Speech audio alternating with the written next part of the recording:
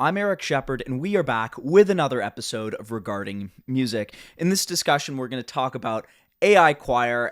I've been messing around a lot lately with some of the AI tools for creating AI-generated recordings of my compositions, and I mean, the first thing that I have to say here is that since I started doing this back in like October of last year, I've discovered so many great tools that have gotten both better in quality and so much easier to use. But the piece that we're going to look at here, I wrote specifically to be done by AI, and I think that's an important point, an important distinction to make. So many of the AI choral demos I've made so far have been of pieces that I wrote to be sung by actual choirs, and I think that this is an important distinction because there are lots of technical issues you can run into in the process of creating these AI recordings that can be preempted, if you will, just by making considerations in the composition process. So I found that AI is generally pretty good at making recordings of like really metric pieces that are square, and that's something that lends itself really well, I've found, to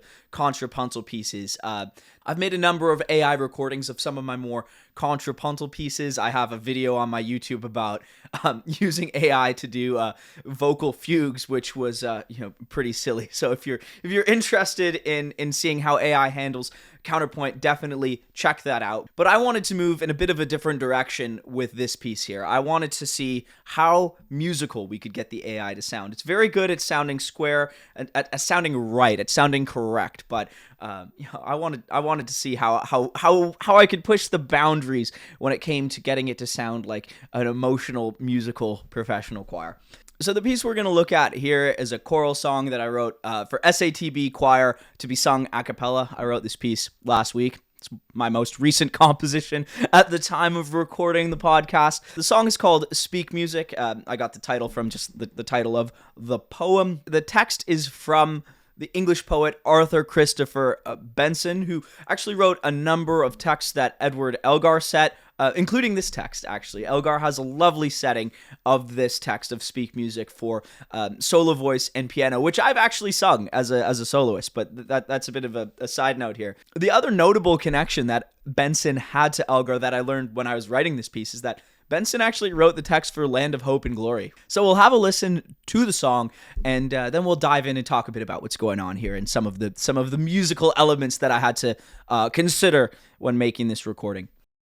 Speak, speak, music can bring to me fancies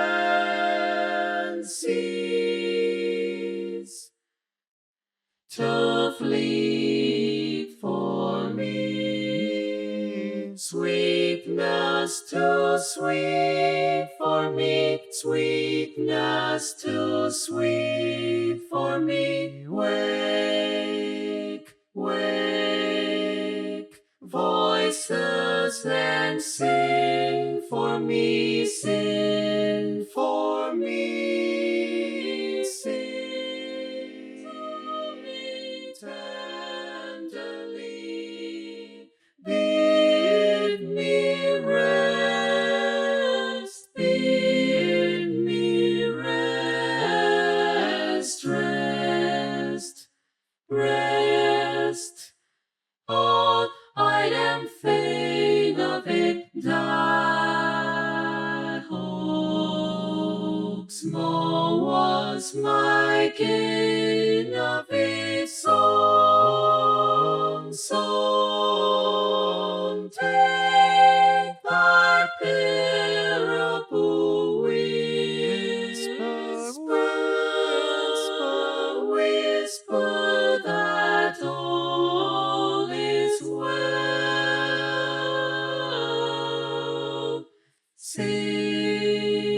Say that there tarrieth something more true than death, waiting to smile for me, bright and blessed. Frill, string, echo, and play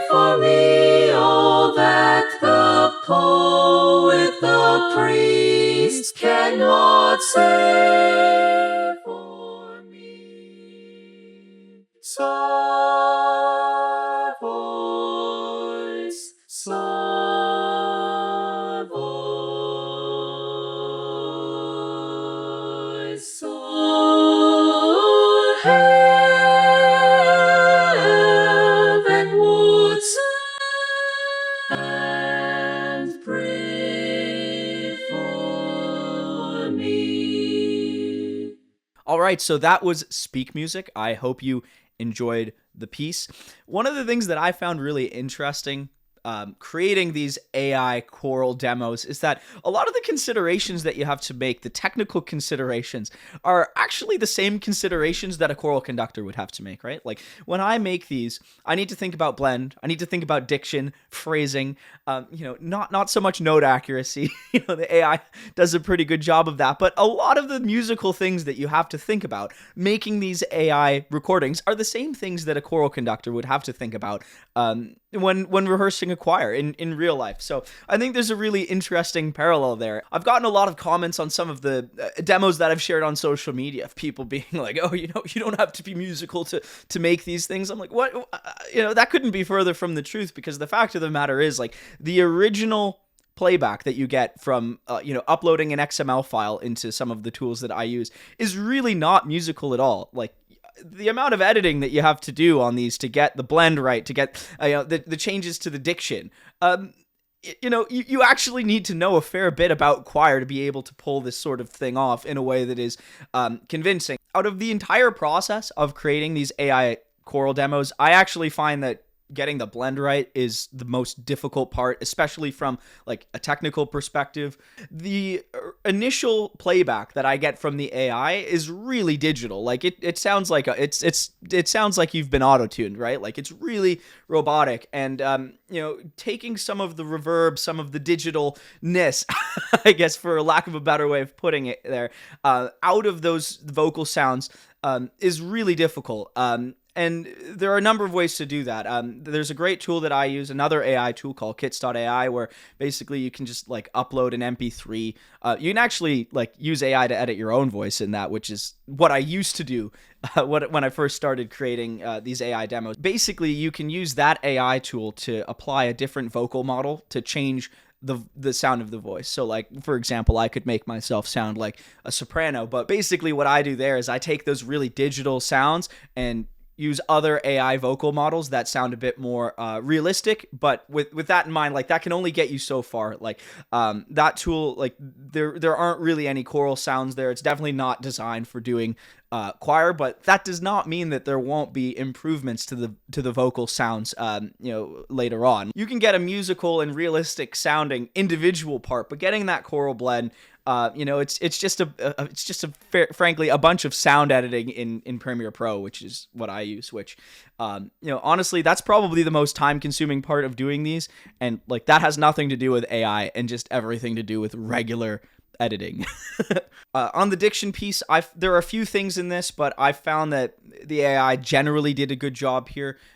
For a few reasons. It's, as you make more of these demos, what words the AI usually struggles with, words that I know the AI might have a hard time with or might pronounce just a little, where it's just a bit weird. You can kind of preempt them. A great example of that is the word heavenwards. I found that the AI often has like a really hard R, like a really North American sounding heavenwards. Like, so when I did this the first time, like the sort of my first stab at creating an AI demo of this piece, we got heavenwards, like a really, really, really hard R. So what did I do? I went in there and I wrote it as heavenwoods, which when the AI does it, it just sounds like a softer kind of more English sounding vowel sound there. So like there's just a lot of those sorts of considerations that frankly, as long as if you pick a text that doesn't have a lot of borrowed words, like I found that words that are borrowed from other languages like Latin and Greek have really, like it can really struggle with those, as well as like older English words as well. Like some of the Renaissance texts that I've set here, the AI has had a bit of a difficult time with, and you can kind of you can innovate, you can kind of improvise, adapt, and overcome in the score when it comes to actually typing the words, writing words that like phonetically make it sound the way that you want to have it, which can be very silly. The two main diction pieces here that I caught here were the words die, right? When we have that die hope section, it really sounded like da hope. Like we didn't get a nice diphthong there. Like we got the ah sound, but we didn't really get any of the e sound. And that's something that there is a way around that, I think, like theoretically, but put it this way, addressing those types of issues on like getting the diphthong just right is really difficult to do. If the AI doesn't do a good job of it right out the gate. The other one was the word tareth. It was a much more of a tar-eth, which, if I were doing this in real life, those are absolutely things that I would say, but frankly, they're part of a trade-off that I'm willing to make here on this AI demo. The last piece that I want to talk about on the musicality bit here is phrasing. Again, this piece is the first time that I've really experimented with phrasing, and kind of, rubato, if you will, in some of these AI demos, and that's actually fairly easy to pull off, and it has to do with how you lay it out in Sibelius, right? So basically, what I do for that is I just write in different metronome markings, right? So the metronome marking here at the beginning of this piece was 80 beats per minute, and I have a few bars here where we have like 80 beats, 78 beats, and like 75 beats kind of thing, which is disgusting to look at in the score. But for creating this sort of AI demo, you can add that musicality fairly easily. And the AI does a good job of picking that up, of reading that. I found that note accuracy and rhythm, the AI is generally very good at getting those right. So if you write in those metronome marks in the score and then upload it into Cantamuse, I find that you can get a really precise, really precise writ, or really precise tempo changes. So doing that, it's really just a matter of time and care, to be completely honest. The last thing that I want to talk about here is how writing music specifically for AI can influence the composition process, at least how it has influenced my composition process. So, I think that there's an interesting parallel here for composers writing music for AI with a business concept called vertical integration, which basically is when companies own all of their supply chain, right? They're going to, get the raw resources to make the product. They're going to manufacture the product. They're going to ship the product, and then they're going to sell it in their stores, right? Like they're doing everything along the way. And that's something that doesn't really happen in choral music very often, unless you're, the composer and the conductor, right? Like unless you're a conductor who has a choir, which is a great situation to be in if you have that. But if you're a student kind of thing, like most composers don't have that. But writing pieces specifically for AI, you do have that, right? So you are kind of responsible for the whole process. I've definitely found when I've written music that I give to other conductors, it's actually kind of healthy. Like it is not a cop-out to say, well, okay, I've given this piece to this conductor, now it is over to them, right? Like it is kind of respecting it, in my opinion at least, it's kind of respecting a conductor's work and a healthy boundary to say, all right, I've given this piece to this conductor, it is over to them, it is their responsibility now. Like I can write music that might set a choir up for success, but I'm ultimately not responsible for the rehearsal process or the end performance. That is a conductor's job. Whereas with AI, a composer is doing everything. It's entirely your responsibility, and that influences the way that you write music, right? At least the way that I write music. You can set yourself up for success with AI as early as when you're picking the text, right? Picking something that doesn't have a lot of borrowed words and doesn't have like a lot of kind of older English words. Can make it a lot easier for you down the road, right? I think another important piece to mention here is that you can write lines that are going to lend itself well to AI, right? What I mentioned earlier about AI does a really good job with metric things, but it doesn't do a great job with things like plain chant. I've done a number of compositions that, borrowed from plain chant that weren't really initially designed to be done by AI, like pieces that I wrote to be sung in real life that I made AI demos of. AI does not do a particularly good job of music that is really legato or where the rhythm is heavily driven by the text, right? To be fair, there are a lot of choirs that don't do a great job of that, but that's not why we're here. I think that saying that is the ultimate cop-out when it comes to doing these sorts of AI things. But the easy way around it, if I say, okay, I want to make a piece that is going to be musical, that the AI can do a musical job, where I can pull on the levers that we kind of talked about a second ago, the things that I can control in this process. I can just write a piece that avoids using some of those things that the AI doesn't do a great job of, right? If you're a choral composer who's interested in creating these sorts of AI demos, like, don't hesitate to reach out, leave a comment. Like, I want to help other musicians leverage some of these technologies to share their music. With that in mind, I hope you enjoyed the piece and took something away from this discussion.